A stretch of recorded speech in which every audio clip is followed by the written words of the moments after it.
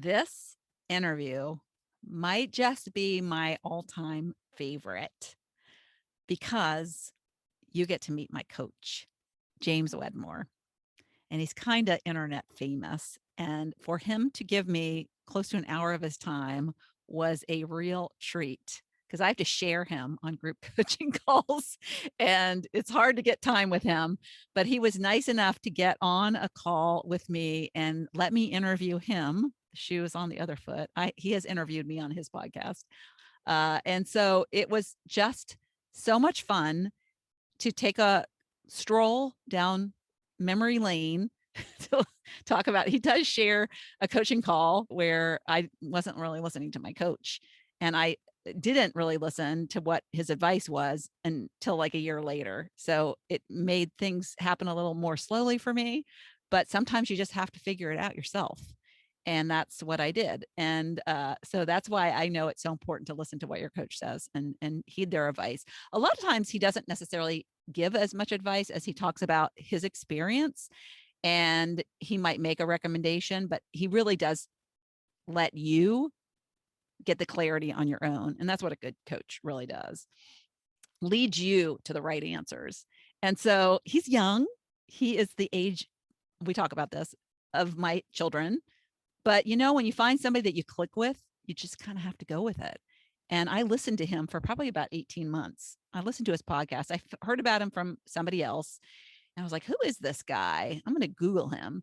And I listened to his podcast. His podcast, Mind Your Business. It's one of the best. It's the only podcast that I listen to like religiously because it's so filled with great tips and advice. And I laugh. When I listen to his podcast, invariably, I laugh. I know a recent one, he was doing voices, and he talked about when he was a little kid, he wrote a story about a frog with a Superman cape. And I was like, okay, that was my nickname, Frog. No wonder why I like him so much. But I was in my car driving. I listen to a lot of podcasts when I'm driving up to see my daughter and stay with her. She's 2 hours away, so I get some good podcast time in. And I remember I was driving in my car and I was like curled over laughing at one of his podcasts and one of his episodes. So he is fantastic. I hope you enjoy the interview as much as I enjoyed doing it. And you'll get some insight into what a coach does, that dynamic, that relationship. He's done so much for me. My life is what it is today because of his influence. He's taught me so much. And I like to say I'm a good student. And it was such a treat. And so I'm sharing him with you now. So enjoy the episode. Welcome to another episode of Not Your Average Lives. And today I am really seriously jumping for joy because, and that's my middle name. That's a little random fact, but I have my coach, James Wedmore, on the podcast today. And I know I've spoken about him a lot, like my coach this, my coach that. Well, he is here and he is going to drop some truth bombs and probably hear a little bit about my story coming across him, how I found him. And you are probably wondering, why at 58 years old does somebody need to get a coach? So, and what is a coach? What does that mean? So I'm going to ask you that, James. So you'll have that coming up. But to get us started, why don't you, and you asked me this when I was a guest on your podcast, so I'm going to like throw it back at you. Amazing. So can you share who you are and what you do? Oh, how the tables have turned. The student becomes the master. I love it. What I do in the most simplistic sense is I help online business owners grow their business. The most specific type of online business that and business owner I love working with is the person that has a business similar to yours, Lori. You're selling any type of coaching, a membership, a digital product, an online community. And we've had people do this in every different space imaginable. In fact, we just put together a whole guide of 104 different niches or product markets that our students are being successful in. And I help people market their business. I help people scale the business and attract more customers because it's a big thing. It's hard. It's a lot. It's a whole world to it. And it's very easy to get confused and overwhelmed and intimidated by it. And we love making it simple, making it possible, and making it profitable. So that's what I've been doing, because that's what I started doing a long time ago. I've been in this game for like 14 years now. Made all the mistakes, let me tell you. Yes. And what's funny is I kind of didn't know what your age was. I was just guessing when I signed up with you. And you are exactly in between my two daughters' age. How do you know So, how old I yeah. am? Because I found out You Googled it. one night we were at a wine bar, and I found out we were sitting with Brandon and Jim Oh my Forden, God. So and we, how old is he? Come on. yeah, yeah. And I'm like, oh, well, one time you said about your graduation, and you graduated the year after my oldest daughter, and I was like, oh, do the math. Yeah, So there you go. yeah, Detective over here. yeah, Yep. yeah. I'm 37 at the airing of this episode. So you could be my son. Yeah. But you can learn from Aw. anybody. I learned from my grandchildren. So I'm very open You to learning. know, you cut me off at any time, Lauren, but I have a lot of these little like secrets to success, you know, and I say I'm in air quotes and I say I'm with a little like campy, kitschy vibe, but it's true. And one of them is something that Lori, I've seen that you possess since the moment we started working together, which is that no matter your age, we both have a beginner, student, learner mindset, a growth oriented mindset. And I don't know what happens, but a lot of people turn that off. They get to a certain age where they're like, I'm supposed to know everything already, or you can't teach me, or I learned everything in school, or whatever.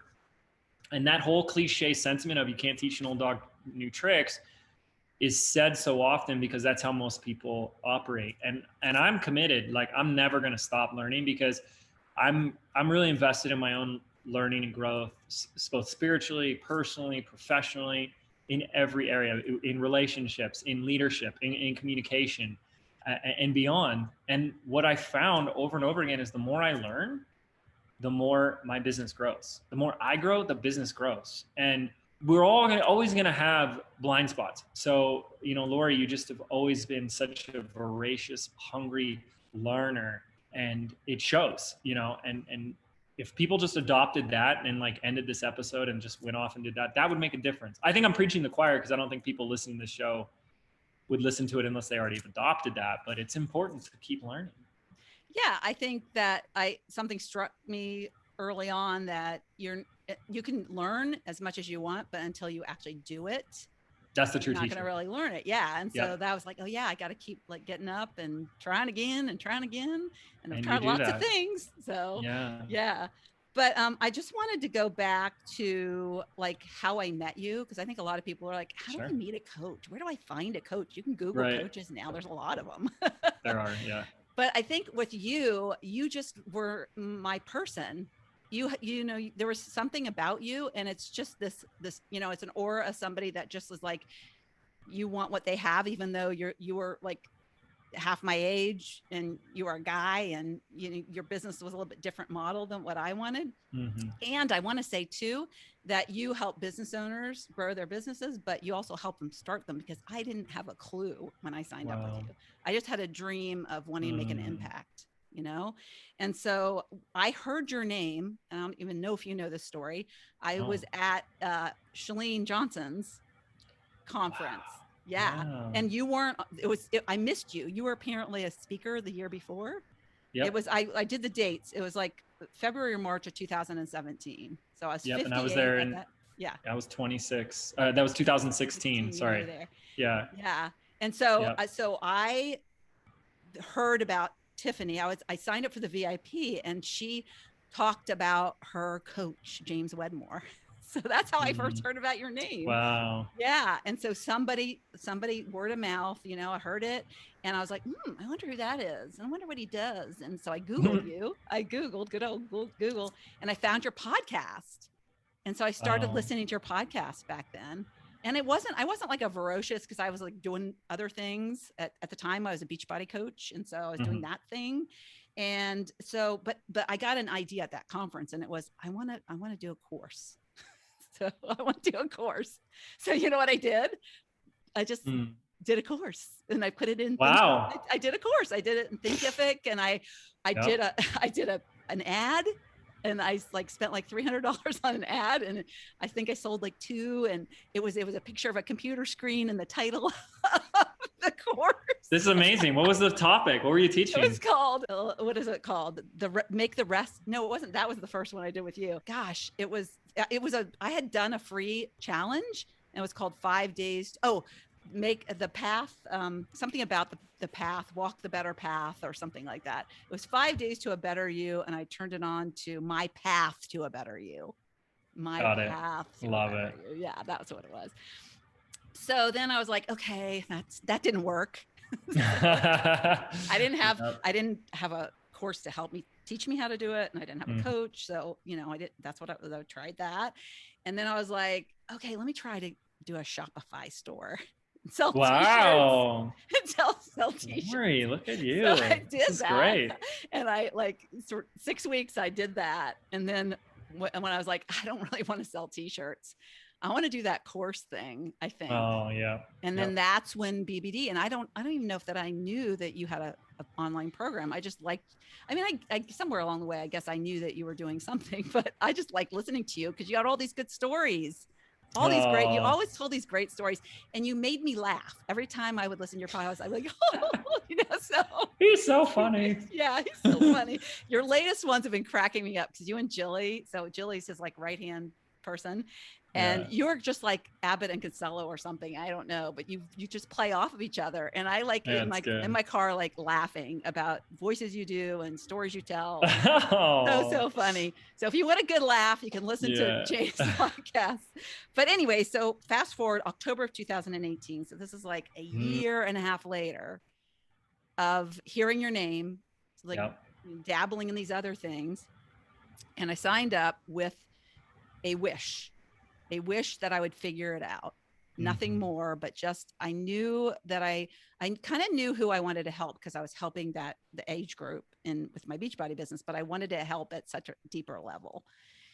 And so I had that, didn't think I knew enough, didn't think, all these things but I will tell you what you gave me in BBD or what BBD offers, which you call the Lego, it's like the Legos, right? Yeah.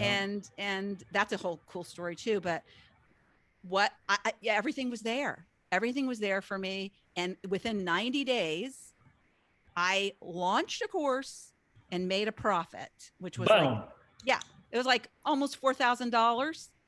When moly. Before I spent 300 and made 100 or something before. So, and it was I didn't even think now what I had then. I think, people will never pay this and all those things. And so much of that is the mental game that, that's a big piece of it. Yeah. And that's what you helped me. So through all this time, when 2.5 years, and I say I'm James ride or die, I'm here for the long term, but I just keep learning. You keep delivering, I keep learning, I keep growing, and there's just so much more to do. But in the process, I've morphed into somebody. Yeah. And I have this belief now that I can do, it's just like the ripple effect that I know I can do now is you have this ripple effect and I'm a part of your ripple effect. So, yeah. So anyways, beautiful. Awesome. I tried lots of things. I did that first course, which was really what I should have stuck with. Yeah. But so what I want to say, first of all, is that I have two important points to make. Number one, listen to your coach. I mean, unless you just like handing them money and then doing the opposite, I mean, you might as well just throw the money away. Yes. And so I did that and I really loved it, but then I kept trying to change it. And that took a lot of time. So that was number one, because you always said, do what you love, which I did, and rinse and repeat it and just keep doing it and keep getting better. Keep doing it, keep better and keep doing it. I'm going to tell the story, which I love telling people. I don't ever share with anybody else that it's about you, but I share all the time the story of when you were pretty uncoachable with me. I was. Oh, I remember. I remember one time you said, "Lori, I love you, but." It's wait, you can't say "but" after you say "I love you." That's a complete sentence. No, it's coming. I'm gonna tell your listeners. It's a great story. Okay, well, can we do that in a second? So yeah, you got to do your second point. The second point is that failure is is equal lessons. And so I learned that well from you, and just a whole reframe of it's never failing. But it was lessons for me, but it was also clarity. Yeah. So much clarity, as you know, if I really looked for the lesson, and it wasn't just like, oh yeah, I learned that, but you know, like it moved me forward at the same clarity time. on what were you getting Clarity of what I was meant to do. Yeah. Because I kept trying to change it up. Yeah. Because I thought, oh, they'll buy this. Oh, they'll buy that. Mm-hmm. This will work. Instead of like, if it's really coming from here and I'm convicted in it. Yeah. And I practice it. Everything. Yeah. And I practice it, it will all work out in the end. So Lori and I are on a coaching call. She's in the hot seat. And she just kind of declares that she's going to like completely pivot and do this other thing. Do you remember this? Tell me when you remember. And I would say this is about 18 months ago. And you're like, I'm going to go do this other thing. And I just was like, why? And do you remember what your response was? You're like, I just don't think it's helping them enough. I don't think what I've been offering is making a big enough impact on them or solving a big enough problem. And I said, why do you say that? What leads you to believe that? And you just kept wanting to be like, I just want to do this other thing. I said, well, wait a second, hold on. And you kept like, no, I just want to do this other thing. Like, just drop it, James. Like, I just want to do this other thing. But you kept saying like, I don't really think it's helping or whatever. And then I'm like, yes, okay, so are you getting, yes. There it is. I'm like, okay, do you have any testimonials? Does any come in? And you wouldn't answer. Like you were like, no, James, I just want to, and I'm like, Lori, I love you, but right now I need you to answer this question. What are the testimonials and feedback that they are giving you? And that's when you like stop and you're like, okay, I had someone write in and say that this was completely life-changing and it's the most amazing experience they've gone through. And I'm like, gosh darn it, Lori, why are you walking away from this? Yes. So that's why we need a coach. That was the first thing I did. Yeah. That's why we need a coach, because sometimes they can see things that we cannot see because we're so darn close to it. And that's what a blind spot is. When you drive your car, the first thing you were taught is careful, watch your blind spots, which if you actually listen to that incomplete sentence, it's a very silly sentence. Watch your blind spots. You can't because you're blind to them. So the blind spot is the area around your car where you can't see. And when you can't see something, you don't know what to do about it. And in our business and in every area of your life, we have that as well, right? We have things that we can't see because we've never been there before. We have things we can't see because we've never chosen to look at a different way. We have things we can't see because we're so close to it. It's yours. So you're emotionally invested. You're vulnerable to it. It's you. It's an extension of you. And it blurs our vision. It blinds us. And when someone can sit there and see something that you are unable to see, that's everything. And I did that in that moment. I was like, wait a second. You're telling me you want to go ahead and tell me that this program isn't making a big enough difference for people. And then I'm like, prove that to me. And sure enough, people are saying this has been life-changing. I was like, yeah, I had a testimonial. I had a testimonial where she like broke down crying and said that she had lost 10 years of her life and she had regained it. And and I didn't want to, it was like, here, I paid for you to coach me. And I was like, just agree with me. That's not my job. That's not my job. Yeah. Because you want to ask like deep questions. And I'm like, just shower me with compliments. Tell me you're doing great. Yeah, I'm a coach, not a cheerleader, right? That's a big difference. Yeah. And I mean, you look at like a football game, like you go to like the high school Friday night games, the cheerleaders, our school in high school, we had the worst football team like in all of the state. We were so bad. It was embarrassing. We could be losing 0 to like 56, and our cheerleaders are sitting there like defense, like win, right? And that's what the cheerleader is going to do. The cheerleader, and we need cheerleaders in your life. Don't get me wrong. The cheerleader is just going to be cheering you on no matter what's happening on the field. But when you look over the coach, what is the coach doing? He's taking his clipboard. He's slammed it down on the ground. He's like, gosh darn it, Lori, I've told you 100 times, run this play, do what I say, you know? Yeah. And sometimes we need that because Yeah. we get in our own way. I get in my own way. I have coaches. I have people that support me, mentor me, and teach me, because it really is, so much of this life is like a battle between ourself and ourself. And when you can conquer that, overcome that, that's powerful. And why not get the help? Yeah. And I think what I love about that you modeling that for us is that teaches us too, that what you're learning, you're always bringing back to us to teach us. And that's how I look at learning now. If I'm like, oh, that course, I don't know if I should take that. I'm like, no, I need to take it because I need to take it for my students to make me a better coach. Yeah. For you and your students. Absolutely. Yeah. Well, and that's always the thing, is like, I'm always doing that.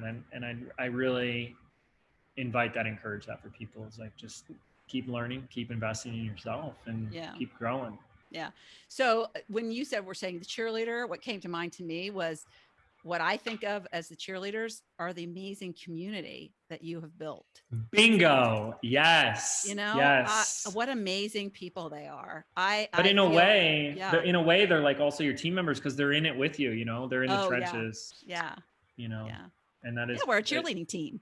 Yeah, we're a cheerleading team, a team of cheerleaders. Yeah. We're competing in the National Cheerleader Olympics. Yeah. And then I'm the coach, kind of like, you know, yelling at you from the sideline. And sometimes we fall off of that guy that's holding us up, you know, ouch. And then you get back up, you know, and that's the thing, is like, I think what's different that you're a beautiful testament to is like, I'm just like, hurry up and fail already is kind of my thing, you know, and most people don't want to do that. They're like, well, let me make it perfect. Let me make it better. Let me da-da-da-da-da-da-da-da. And you realize a lot of people are using those things as strategies to never put it out there. A lot of people identify as being a perfectionist. And careful around me, I'm going to knock that out of you, because perfection, that's the enemy of productivity right there. Because perfection doesn't exist. You can't even point to it, because it's an opinion. So perfect according to you, to who? You, them, your parents, me? You know, Pablo Picasso, I believe it was Pablo Picasso, who said, great art is never finished. It's merely abandoned. And there has to be a point in time when we sit there and say, it's good enough to get it out there and we can improve as we go. That's my mentality, is like, jump. You know, you heard the old Zen phrase, or you've heard me say it a million times, leap and the net will appear.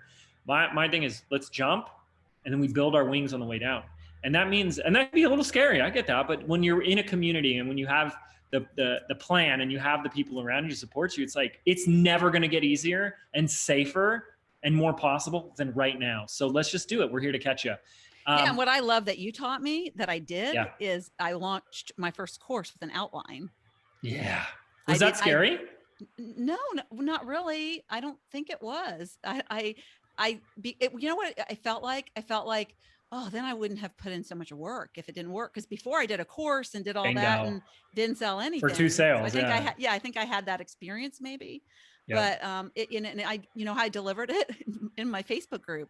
That was my lessons were my Facebook lives, and then I just uploaded that into the course. So that was so easy, easy breezy. And then I decided to not listen to you and do so many other things. But you know what? I have done a webinar. I have done a challenge. I have done a chaunch. Yeah.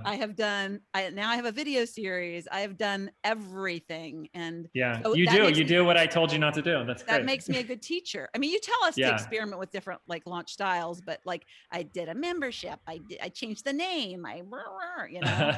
So that brings me to, so I wanted to share my kind of early on ahas with being your student. Aha. So or is it like, aha? Somebody asked me one day, what does AHA mean? Because I had it in all caps. Aha. Yeah. All right. Desire Island. Oh, that's a good one. That was really powerful for me. And I still I learned it, but I didn't kind of get it. Because to me, I think when I first heard it, I interpreted, oh, like have my corporate job and I have the beach body and I have the Shopify store and like all these bridges, right? I was building simultaneously. But what happened, I think, with trying these different things was it was like building a bridge and then abandoning it. Yep. And going back and starting all over. It wasn't like simultaneous bridges. So I would love for you to share what Desire Island. Yeah, this is a really powerful concept, and this is really for anybody. This is a conversation around productivity. This is a conversation about producing results. This is about a conversation about improving your performance and workability out there. So it's a metaphor. It's a metaphor where we can begin to look at, there's 2 points or 2 locations, where you are and where you'd like to be. I say there's reality island. Reality island is what is. I also like to tell people, if you want to increase your levels of performance, there's a direct correlation to your performance in life and your ability to discern the difference between fact and fiction. In other words, this is a little side tangent. In other words, people that deal with facts and what is reality island are much more able, they have much more of an ability, no matter, even if the facts are quote unquote bad, like unwanted, like I'm in debt or I got this situation, this problem, this issue. When you get down on the court with what is, then you have more power and capability to deal with it. A lot of things are fiction. What do I mean by fiction? I mean interpretation. It's the story around, I was betrayed. I was taken advantage of. I failed. No one likes me. Like these are all stories. I'm too old. I'm too old. You know, it tanked. I hear that one all the time. It tanked. What do you mean it tanked? You know? So are you dealing with it tanked, or are you dealing with I only made 2 sales? Or are you dealing with I made 2 sales? There's a big world of difference. When it tanked, there's nothing you can do about that. But when you made 2 sales, you can do something about that. So reality island is where you are. It's the current situation. Most people just can't get present to what is in their life. When you can't get present to what is, there's very little you can do about it because you don't know what to do about something you don't know what is. Pretty simple. Then we have Desire Island. Desire Island is the location where everything you want exists. The money, the cars, the house, the vacation, the blah, blah, blah, blah, blah, blah, all that type of stuff. In business, we have this beautiful opportunity. This is why I love entrepreneurship. You can build a bridge and get from one to the other. But a bridge is like a profit stream, a revenue stream, right? It's not a business. I mean, you could say it is, but in reality, it's something that produces revenue and profit. Profit is the money you get to keep, right? So you're like, oh, Desire Island is I'm making 10K a month and I got the house, I got all these things. You know, you got to produce that.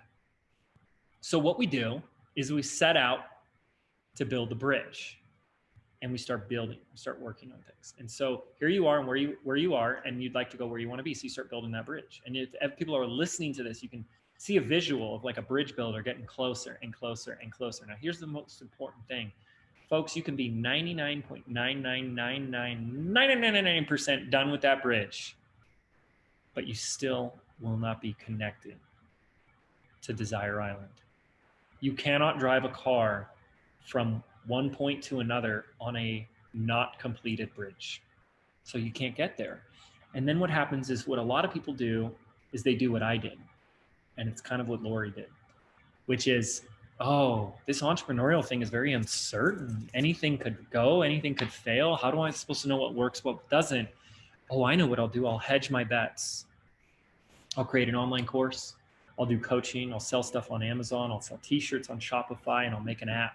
Oh, and I should write a book. All of a sudden, before you know it, bada bing, bada boom, you haven't even gotten to Desire Island once. You haven't even built a single bridge. And now before you know it, you're building 4, 5, 6, or in my case, 8 or 9 bridges at once.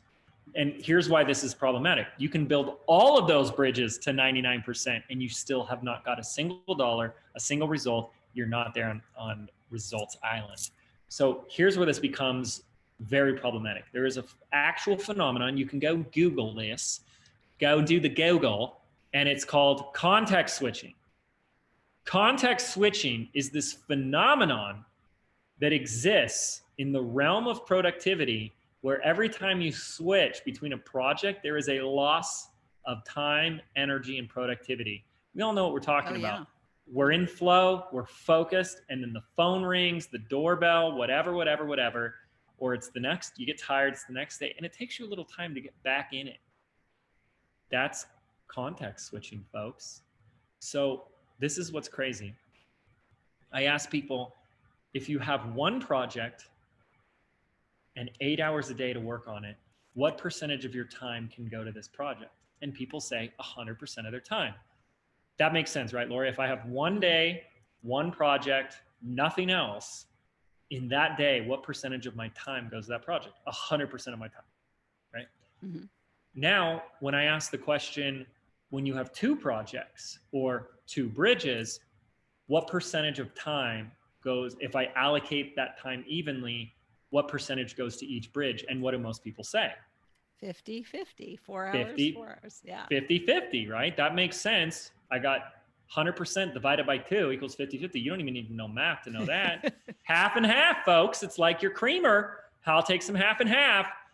And you'd be dead wrong, because what you're not accounting for is context switching. And they say it's a minimum of 10% lost. So all of a sudden, you're going to 45-45.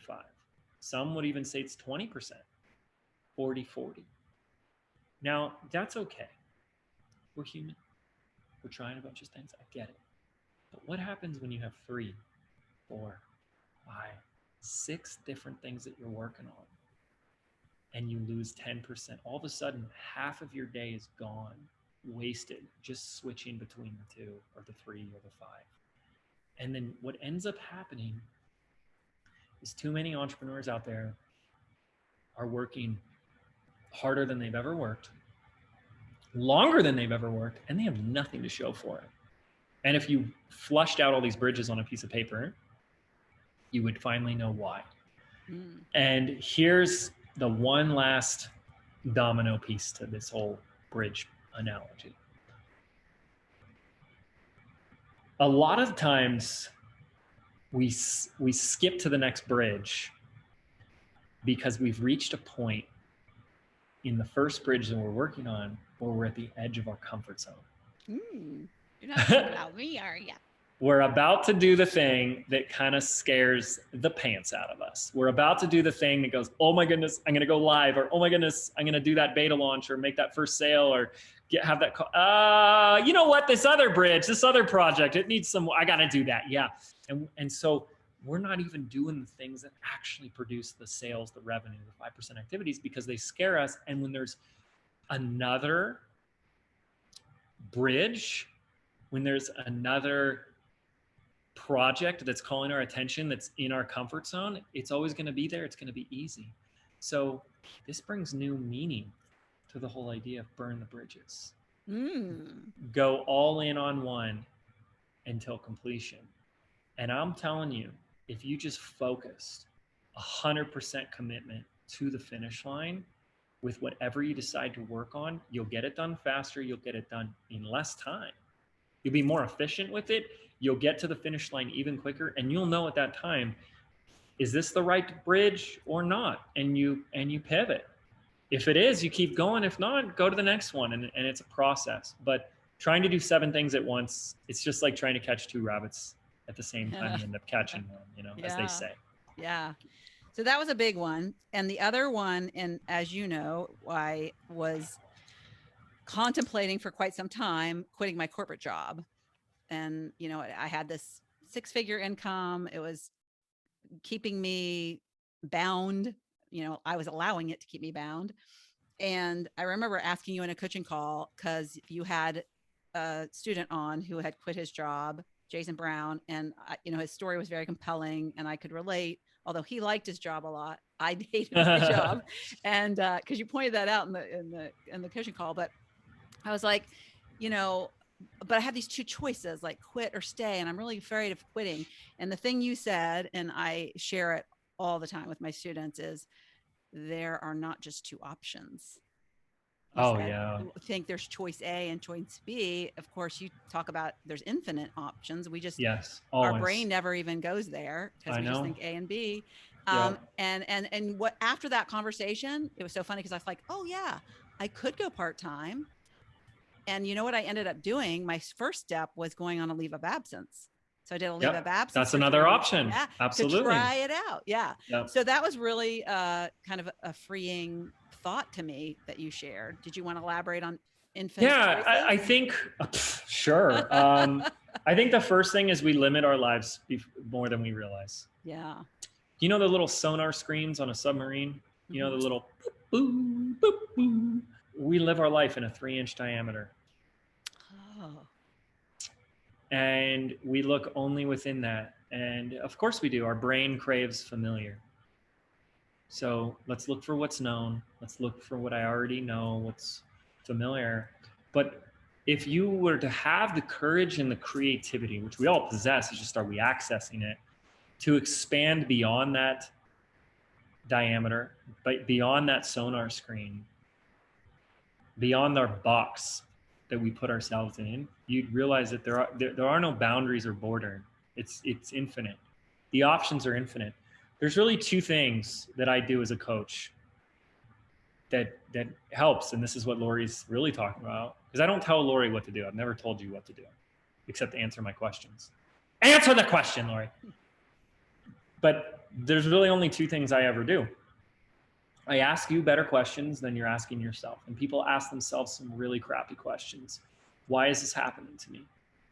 When is this ever going to work? What's wrong with me? Who am I to be doing this? These are awful questions. So I ask my clients better questions than the questions they've been asking themselves. Richard Bandler is the founder of NLP, neuro-linguistic programming. This is technology invented in like late 70s, early 80s, where they began to model professional, successful therapists that were producing outlier results for their clients. And they started to say, how can we model this, put this into a format so other people can do this too? And he said, the quality of your life is determined by the quality of questions you ask. Nothing is more simple and profound than that. And we don't pay attention to the questions that we ask. So that's the first thing. You guys got to start asking yourself better questions. We can go deeper on that. The other one is, as a coach, I just give people more options, more choices. So people are just in this A or B. Is it door number 1 or door number 2? And I'm like, what about door 3, door 4, door 5, door 7 through 10? And when you put, and it'll get hard, it'll get uncomfortable, but guess what? Where it gets hard and uncomfortable, where it gets challenging, and you start going, oh, this makes my brain hurt. Good. That's where we're thinking. That's actual thinking. That's creative, innovative, out of the box thinking. And that's the beautiful thing, is that we need to do that as entrepreneurs. And I'm really good at that. I'm just good at that. That's what I do. I'm always thinking out of the box. How do we, and it guess how I do that? With a great question. How can we do this in a better, quicker, easier, more effective way? What else could we, outcome-oriented questions lead to more options. More options means more freedom. Most people feel stuck because they literally feel stuck between a rock and a hard place. I either have to go this or that, option A or option B. And you know what, James? Both suck. That was the problem with your options. Like either stay in my job or quit cold turkey. I don't like both of them. Mm-hmm. But you're never stuck in your life. We just declare we are because we're stuck in our thinking. We're stuck in our choices. But wait a second, I could take a leave of absence. I could work virtually. I could work part-time. I could get another job and then quit. I could go make $100,000 and then quit. We could go on and give you 30 options without even some trying. Good stock. You know, we could just win the lotto. I mean, yeah. the options are endless, yeah. And we narrow our life down to door 1 or door number 2. Yeah, yeah. And I don't know if you know the exact details between me finally quitting, which was 18 months ago, but it was the last in-person conference, which was BBD Live. And the first day was, so I'm in James' mastermind called Next Level as well. And we were doing this hot seat peer group thing. And it came up as my question, you know, and what I realized as I was like, I never cry. I don't have enough estrogen anymore to cry, but yeah, but I did get like upset in that session because it was like really angsting me.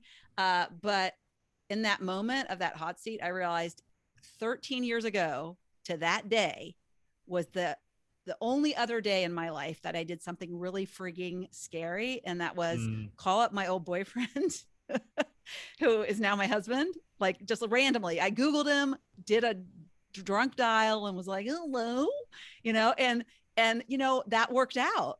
And so wait, what did you say? I was like, I got an answering machine. And I said, hi, is this I wasn't even sure it was the real guy. Wait, how long had it been? We hadn't dated for 27 years. You called up an ex from 27 years prior and left a voicemail. What'd you say? This is amazing. I said, hi, I said, if this is the Mike Wright from ODU, which is where we went to college, this is Lori, and I left my maiden name, Colvin, and just give me a call back. Okay, bye. That's it. Yeah. I was. How much longer? How much longer until he called you back? Well, like 4 days, because it was at his office, because his home number was like, it was disconnected. He had moved, I guess, and so I knew what business he had been in.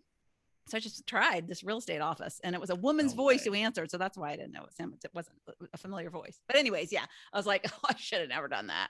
But then like 4 days later, he got the message because he was in the office that day, but he hadn't been in the office. And then when he called me back, we talked 45 minutes on the phone. So, and then we met for lunch 4 days later. So 4 days later, that this is what happened. My whole like mental process was, I took a big leap of faith 13 years ago today. Yeah. Sorry, I totally derailed your actual story. I think I can take a leap of faith, but then I was still like asking her, oh, what do you think? It's going like causing all this trauma. And then the day I was like, okay, I'm doing it. On the airplane home, I wrote an email to my boss to resign. And what came up for me the most was that if my dharma, that's what you talk about, your purpose is your dharma. And I said, if I stay at this job that I do not like, that I know is not my purpose, then what am I telling the universe about like my purpose? It's like, and so that was like the day that I was like, okay, I stepped fully into trusting and it, you didn't push me anyway. That was all my own process, but I had to go through that processing. A week later, she called and asked for her job back. No. I'm sorry. No. Jerry Maguire I've never had one single regret. In fact, the other day they put this new, like, it's called a dairy market. It's kind of like a food place, and it's like office building complex. And my company moved there. So we met some friends for drinks, and I was like, oh, I saw the sign for the company, and I was like, I got PTSD. I think I was like, I'm so glad I don't work there anymore. All right, but that leads me to the last aha, and that was something that you say a lot. But it's something you say a lot, and I love it. And it's like such a quotable quote is that if you aren't doing what you love, then your number one priority should be finding it. Do I say that? Yes. No. You said that. That sounds ridiculous. Yes. Don't make me look bad. I know. I'm just I'm giving you a hard time. Yeah. So, it sounds a little simple, but it sounds like, I've heard that before. Yeah, you probably have. How many more times are you going to hear it before you start listening to it? That's the difference. Like really troll it. Like it's time to go take that from a concepts are in your head. Right. But we don't, living isn't supposed to all just happen in your head, because then you forget the heart. And something like that is it's in your head. And there's a big difference between that being like, oh yeah, I know that versus, and I'm living that. And one of my little secrets to success is that I love what I do. That's it. When you love what you do, you're going to keep learning it. You're going to put better work out there. You're going to go the extra mile for it. You're going to put your energy into it. You're going to put your heart into it. People are going to feel that. Yes. They're just going to be like, wow, I don't know what it is about her, but I want what she's taking. I'll have what she's having, right? Yeah. Because you're in love with your stuff. And the way I look at it goes much deeper than that. I think when a lot of people share it, it's kind of superficial. It's like, you should do what you love because life is short. Yes, And law of Dharma, there's a law, like law of gravity states as a law, universal law. Okay, this is it, universal. You're here for a reason. So you have a purpose. Okay, you're not here by accident. It's not random. There's a function for your existence, and universally that function has to do with something that goes beyond you. So it's like your purpose isn't to like eat good food and drive fancy cars. You can have all those things, don't get me wrong, but sit on the beach. Yeah, I mean, you can do those things, but that's not what your purpose is. Yeah, your purpose is to come here and experience a full range of life, you know, love, loss, happy, sad, everything, you know, setbacks, disappointments, success, achievement, all of it, experience it all. But there's like a theme that pervades our lives. And we're either paying attention to that theme, and there were a lot of years I wasn't, and I was like, whoa, it doesn't matter what I do. There's these quiet themes that are coming to the surface of what I always end up doing, how I end up serving and helping. Wow, that's interesting. And that always has something to do that's bigger and more than you. It's beyond you. It's being of service or making a difference in other people's lives. And people then go, okay, so what's my purpose? A lot of people ask that. What's my purpose? And I can't tell you. I don't freaking know. How would I know? I don't know. I don't know you. But here's what I do know. You're not going to find the answer in your head. You will find it. So if you're not in your head, where do you go? You go in your body. So your heart, or that emotion of the yes forward emotion that you feel, it could be different for everybody. It could be excitement. It could be jubilee. It could be joy. It could be exhilaration. It could be just an expansiveness. It could be an opening. Whatever that positive feeling emotion is that you keep noticing in your life happens when you do certain things, that's some bigger part of you pointing a finger at something. And you're either listening to that, you're either paying attention to it or not. So yes, do what you love because it's wonderful. It just feels good. We're here to feel good and you deserve to feel good, but also because there's a bigger reason that your heart is your GPS. It's telling you what true north is for you. And when you are living in purpose, you're living in more alignment. You're more in alignment with your soul's purpose. Your actions, your thoughts, your feelings, and your soul are all in alignment. And when you're all in alignment, it's like solving a Rubik's Cube. That final piece clicks in and things take off on a much higher level. There's no one out there that says, I'm in alignment and I'm living my life's purpose and everything is failing and miserable. It doesn't happen. We fail and it's miserable in the pursuit of that. And that's part of the beautiful, messy work of our own growth and failures and discovery and the lessons and all of that. That's beautiful. But when you're there, boom.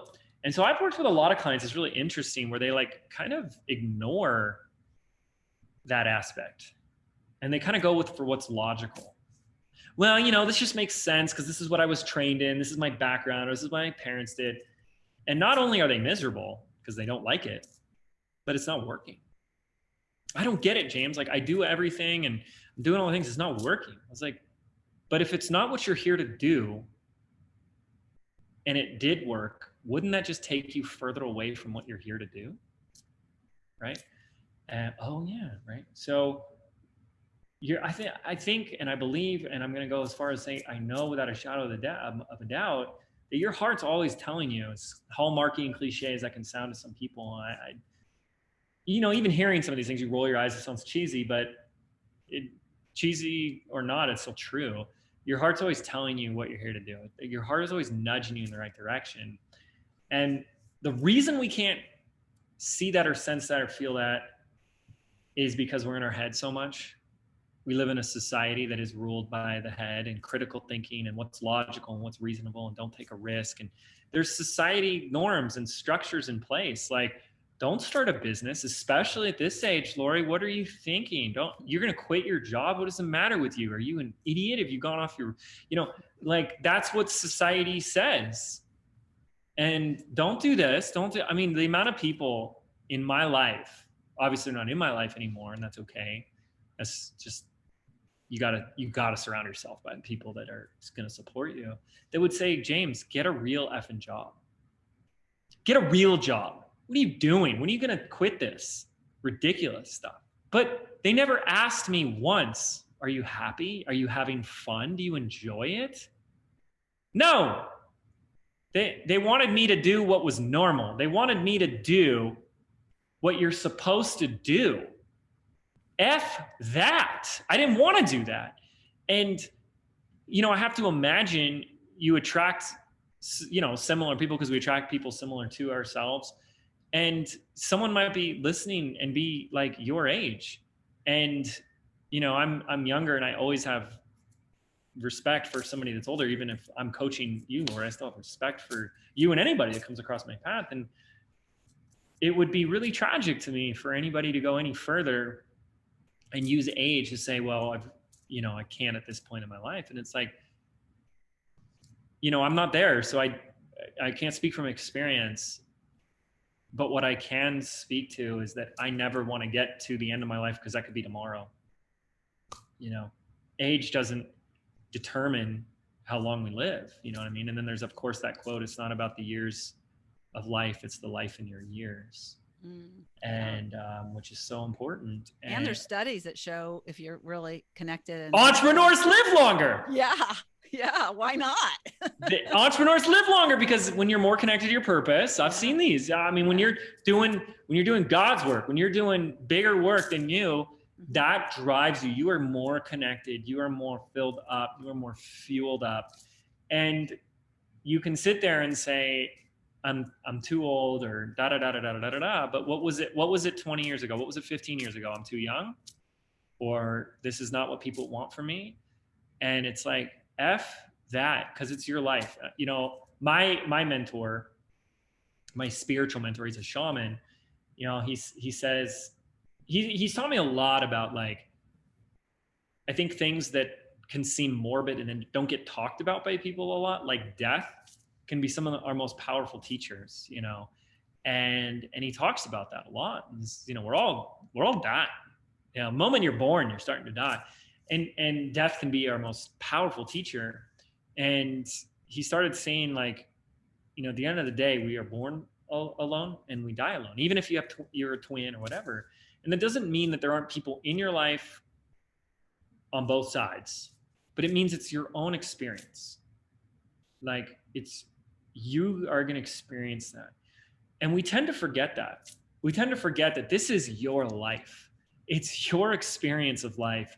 And a lot of us, myself included, the only reason I'm talking about anything I talk about is because the stuff I had to deal with myself, right? As I'm teaching from my own experience, is you have to really ask yourself, who am I living for?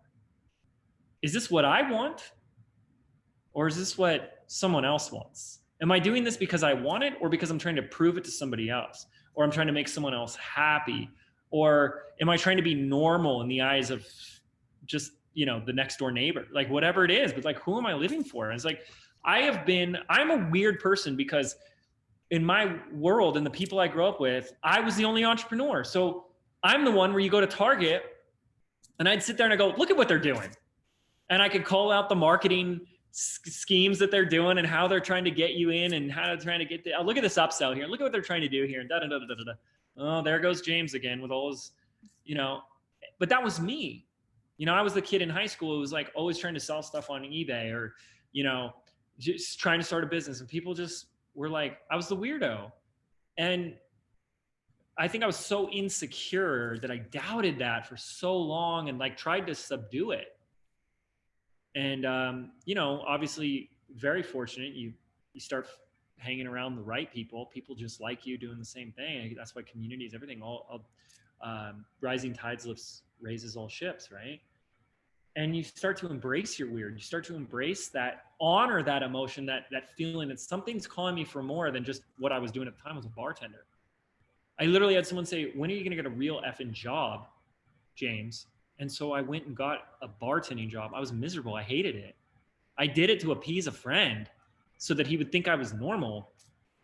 And I can't believe that. And then you realize so many people do that with their entire life. And that's what I love about business is it's like you get to create it your way. It's an expression of you. You get, when you do it right, you get to get paid for being you. You get to help people. You get paid for helping people. Like, it's amazing. And I wouldn't have it any other way. I love just, and I know you do too, but meeting people, like meeting them and seeing them transform and become like really who they're meant to be. It's like, there's nothing more rewarding than that. And it's your, I mean, this is your career too. It's like, what? Like pinch me, you know? Yeah. So yeah. All right. So we'll wrap up now, but I know that you're getting ready to open the doors to BBD soon, but you also do this amazing free series. Are you going to we're doing it live this time? That's what I thought. I saw live. Oh, that's going to be so much fun to watch. And that's what I love is that you are being the student again, right? Always. And so you're going to like get to share with us how that went. But so you also have this background in film. So James does his video series. Mine is like the next door neighbors, you know, it's like the garage version, but yours is like this, like you could go to the cinema and watch it. It's so cool. Yeah. But anyways, you only open the doors once a year. So you do this free thing, you serve, you do these amazing, you know, you've already done some free content. You're doing this nail your niche thing that, you know, it's just so and that's one thing that you taught me. Because I was always like, oh, am I giving away too much? That was like, what? Oh, and now I built a whole intention around, you know, this, you know, the second half ARC school just opened. And it's just like, I just am not like have any attachment to that. I'm just like serving. And then I know that's what you do is you just serve. And you only open the doors to BBD once a year. Yeah.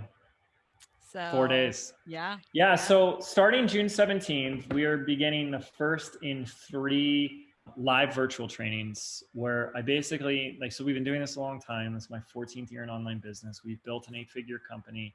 And basically in the 3-part training, the most simplest way I can describe it is I'm pulling back the curtain to show you how we built this business, how you can build a business as a coach, selling an online course or a membership, or even just one-on-one clients. You want to start booking one-on-one clients, getting paid for your teaching, getting paid for your coaching, getting paid to create a community and the business around that. And we call it the rise of the digital CEO because the digital CEO is the role your business needs. And we see that there's a big gap that exists between like a struggling entrepreneur and someone who's very successful. And it's just, they show up in their business differently. They operate differently. They focus on different things. They think different things. They provide different value, if you will. So we break that whole down. It's 3 live trainings. It's going to be a blast. It's a whole experience. It's a whole fun. And you'll walk away from that with an entire roadmap. Like, this is what I need to focus on. This is what I can ignore. Because you got to be really careful out there. There's a lot of stuff. It can be overwhelming, confusing very fast. So it's really for anybody at any stage if you want to be selling digital products. Yeah, not like I said, this is his free training. Yeah, this is free. This is the free training. And if you want to, and I don't know, when you do your lives, are you going to do any coaching or answer questions? We'll do some coaching and Q&A in there. It's just time pertaining and all that type of stuff. So, but James delivers, and I love his stuff, and I'm going to watch it, and I'm going to support his launch, you know, as an affiliate. I'm really excited about that. So, because I would never, you know, endorse anything that and it clearly has changed my life, and I'll reach a huge goal this year. And it's all because of what I learned in BBD. Wow. And I met so many great people through you. Great people. You know, my first 6 months of my podcast was everybody from my Isn't that great? Isn't that great? I mean, like interesting people. Yeah. Yes. Doing awesome things. And you know what? Before we go, I want to say too, it surprises me. There's a lot of, I thought, I'm going to be the granny, you know, in the group, but there's so many older people. Yeah. So many older people like me that are doing, like Beverly Courtney. I had her on. She was like my first guest. She inspired the podcast. It's like, people need to hear your story, you know, in her 70s. And she's like kicking butt as a, you know, started. She really is. Yeah. Yeah. So anyways, thank you so much for being here. Any last words to to the older crowd? To the whole, You're- my only, I mean, I could probably learn a lot from people that have been on the planet longer than me. So I think what I have learned is, as simple as it sounds, is what's gotten me here and what's kept me going is, yeah, I'm in my purpose 100%, but I always have fun. Yes. And it's very easy for people to take this too seriously and be stressed and overwhelmed and take it personal and beat yourself up and make it all heavy. And it's like, it's meant to be fun. Life is meant to be fun. Business can be fun. It can be fun if you want it to be fun. It can be stressful and, all, corporate-y if you'd like it to be, but if that's only what you like. I prefer things to be fun. I make jokes. I'm lighthearted. I'm having fun. I'm doing what I love, and I love what I do. And I think that's the aim. That's the goal. So you bring that into your stuff. You inject that into everything you do, and look at who you'll attract. Look at who wants to be around people like that. So, do that. It's pretty simple, but fun. important. Yeah. Have fun. And I will definitely put the Mind Your Business link for your podcast, because he's got an amazing podcast. And if you want to chuckle, then you can have a good time listening to you. And you have some amazing content and amazing guests too on your podcast too. So yeah, we really do. 472 episodes at this point. It's pretty nuts. But some really good ones lately on leadership that someone gets better at that this coming year. Hey, it's just practice. My team's growing. So that's beautiful. Yeah. It's awesome, Lori. Thanks so much. Yeah. Thank you.